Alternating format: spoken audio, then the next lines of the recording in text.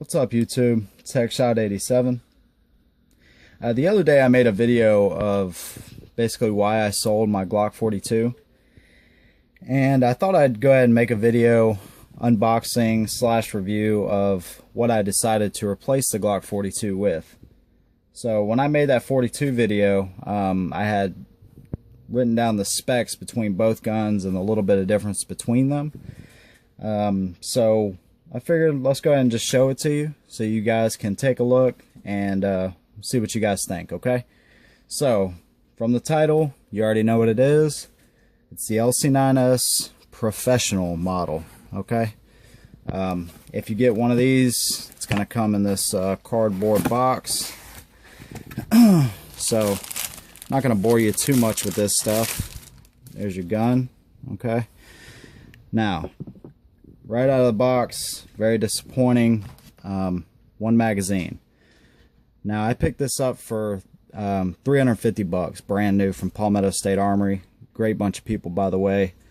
They built a shop close to us, well, about 45 minutes away from us. Finally got to go in there.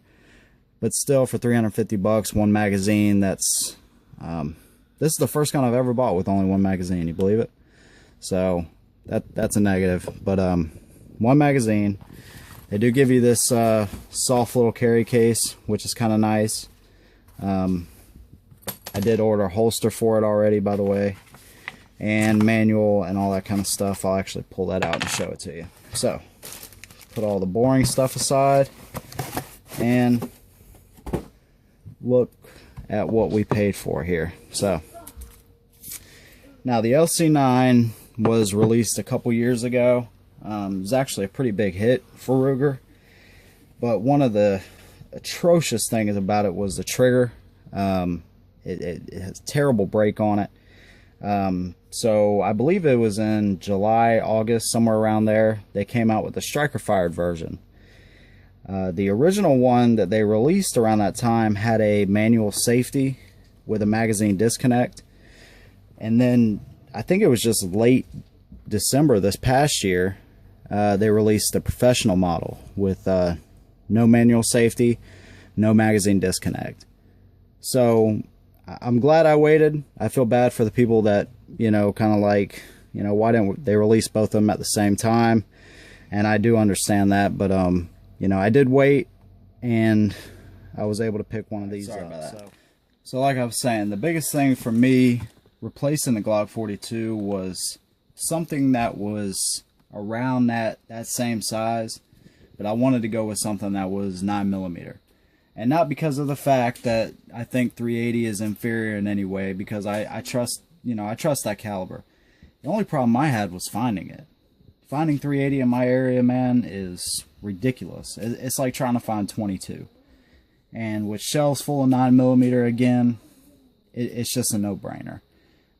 It's cheaper for me. We shoot a lot when we go out to shoot, and that's what we like to do. So this came out, it caught my attention. Didn't automatically make me want to jump on it, but then the professional model came out and I had to jump on it. So I'm gonna put these two out here. You can just look at these while we're talking or whatever. I'm gonna try to keep them in frame for you guys, but the difference between the two guns is not a lot. I mean, the main difference is the weight. You have, what, 3 ounces? So there's not a lot of difference between the guns. Now, I haven't shot the LC9S yet, okay? So I don't know what the recoil impulse is, but from all the videos I've watched, it seems to do pretty well. So like I said, you get one 7-shot magazine. We'll talk about what they changed with the LC9S compared to the original LC9. The loaded chamber indicator is now just a viewport, kind of like the M&P Shield right there. On the SR series and the original LC9, and I believe the LC380 as well, you have a loaded went up chamber indicator, and that thing sticks way up here. It's painted orange. It's real ugly. And one thing I was reading about, I don't know if this is true or not, is because it was so hard, or it is so hard to get guns in California that are considered safe, Ruger just decided to go ahead and put the viewport instead of the loaded chamber.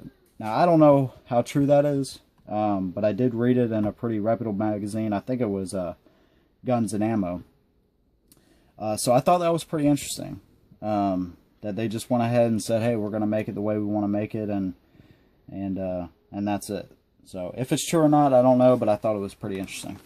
So you now have the loaded viewport, and of course the trigger. It is unsafe, so we're good to go. Okay. The trigger is very nice. Now, like I said, I haven't shot it, so I don't want to sound like I know everything about it.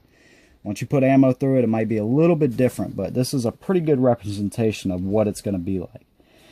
You have the little dingus on the trigger like a Glock, okay? So when you deactivate that safety, you hit a wall. And it doesn't break right there at the wall. You have a little bit of creep here. I'll show you. A little bit of creep here in the trigger. And then you kind of hit another wall and it breaks. One thing I noticed about this, and I'll show you the reset real quick, which is not, if you're a reset kind of person, it doesn't have much of one, but one thing I did notice is I'll sit here and practice, you know, and with some guns, even with ammo not in them, I'll kind of flinch a little bit depending on the trigger. With this one, when I pull the trigger on this thing, there is absolutely, I don't flinch at all. It's just so light and so crisp. Seems to be really nice. Even with that play in there, I'm really anxious to shoot this thing and see how well we can keep our groups.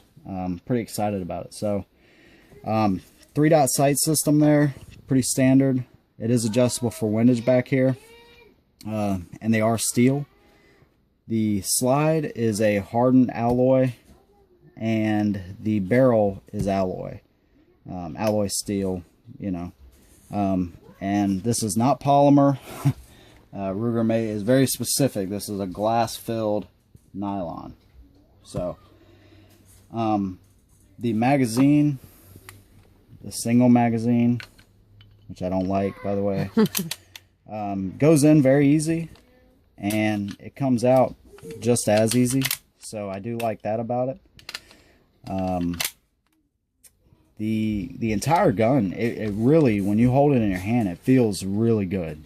So I'm glad they did this with this gun. I really hope they incorporate at least the option for no safety, and no magazine disconnect and all that into their other line. The SR series, which I don't actually think has a magazine disconnect. It might, but at least give you the option with no safety with the loaded viewport. You know, that would be nice. So here's the little cushion pouch I was telling you about, and they do send you the extended base plate here with it. If you like that, I don't like it. Kind of takes away from the concealability there on the grip. But if you like it, they send it to you. So what else about it?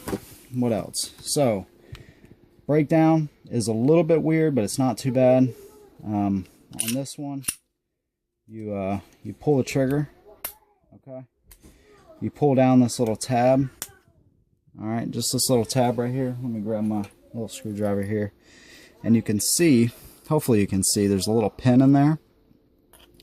And basically all you do is you have a notch right here cut out in the slide, and you just line that notch up with your takedown pin, just like that. On the other side, you have a little kind of half moon, just like on the other side here, and all you do is you just push that pin straight through. Alright, get it lined up. Come on now. Get it lined up.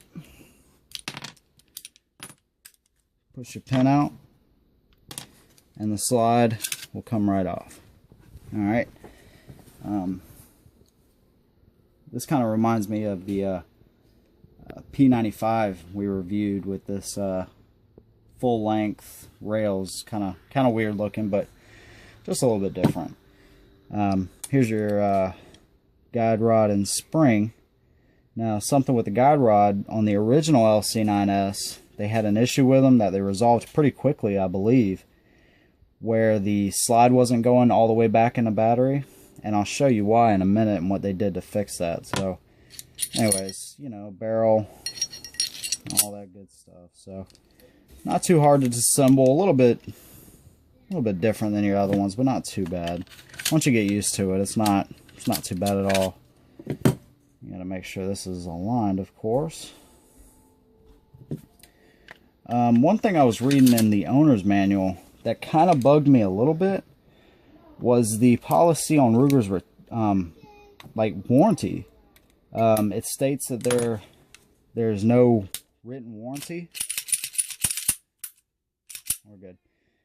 It states that there's no written warranty on their firearms, and it goes into, you know, according to the law, it must be full or limited, blah blah blah. So if any of you guys have ever dealt with Ruger's you know, claim, you know, warranty center, or ever had to send anything back, let me know how they do, or, you know, what that experience was like. I'm really interested to know, because, you know, I mean, Smith & Wesson lifetime warranty, Sky lifetime warranty, you know, most of these companies have really good warranties. So if you guys have been down that road and you have dealt with them personally on a warranty, just let me know if you don't mind. So what else about it? It seems to be a really nice gun for a nice price. Like I said, I got it for 350 bucks. For 350 bucks, you get what seems to be a nice gun. Probably have to buy another magazine, but it seems to be a nice gun. And I really like that Ruger took this route and at least gave us the option for a safety. And they took this loaded chamber indicator thing that they've been doing for a while out. I like that a lot, and I wanted to go ahead and point this out to you. On the original LC9S, this cone shape right here was actually flat, so what it was doing was actually causing the gun to go slightly out of battery, just a little bit, not even that much, just enough just to get it out of battery. So if you have one of those, I'm sure you've probably heard of it, but if you haven't, Ruger will send you a brand new spring and guide rod, and they just created that, or just made it cone shaped so that it keeps everything nice and centered. Alright, so of course when we go to take this thing and shoot it, we will bring you guys along with us. I'm really excited about it. If this video does well and you guys like this video, I'd like to compare this gun to the M&P Shield. I think that would be the ultimate comparison, for at least for single stack 9s. Because these guns are very, very similar. It's smaller than, or I'm sorry, it's bigger than the Glock 42. It's a little bit smaller than the Shield, but they're very similar in their characteristics. So I like it so far. I bought some 124 grain Hornady XTPs to feed through it, and I ordered a holster. I'll be doing a review on that holster. I'm really excited about the holster too. So anyways guys, I appreciate y'all watching. Please, if you like the video, give us a thumbs up, subscribe to the channel if you want to see more, and as always, hold them down.